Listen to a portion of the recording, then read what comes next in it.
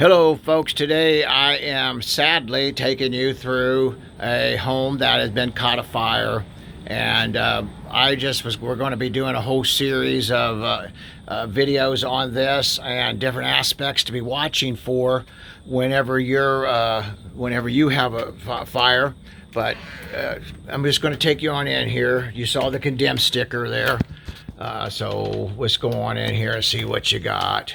You see if I can get a flashlight in here a little bit. It's all, and it stinks so bad, and the smell. And what this was, actually, they said the fire got so hot and the house was so airtight that it literally suffocated itself, but the heat got overwhelming, and it's actually some of the issues that we're going to be talking about with this series of videos.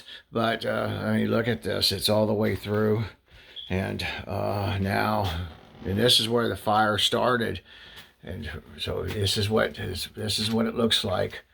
And look at that. Isn't that horrible? That's in this. The whole thing is just. They said that the whole house is so bad that they're going to have to total gut rehab, and I thought that's why it'd be good to come in here and talk about this.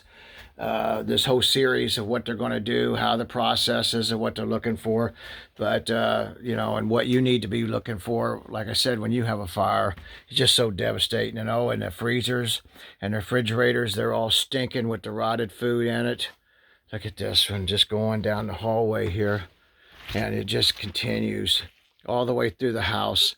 But what we have here is that we have a whole bunch of hazardous waste and asbestos, lead, formaldehyde. It just goes on. Probably, well, I don't know if the mold didn't burn up in it, but now that the house has been wet and been sitting here for days and days, and you can still hear the water dripping downstairs, and just literally, that there's mold growing inside this hot, humid house at this time.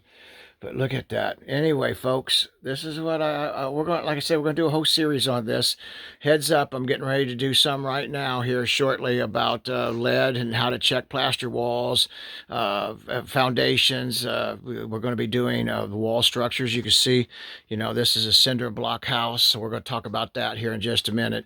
But anyway, follow us. Hit like, subscribe. It's going to put under a direct pay playlist, easy for me to say, and you'll be able to see the whole series. It's going to be over a course of a year or two. It's going to be a long time, but you'll get to see a lot of progress on a lot of things and learn a ton of stuff.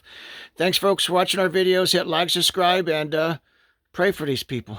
Pray for them. Thank you.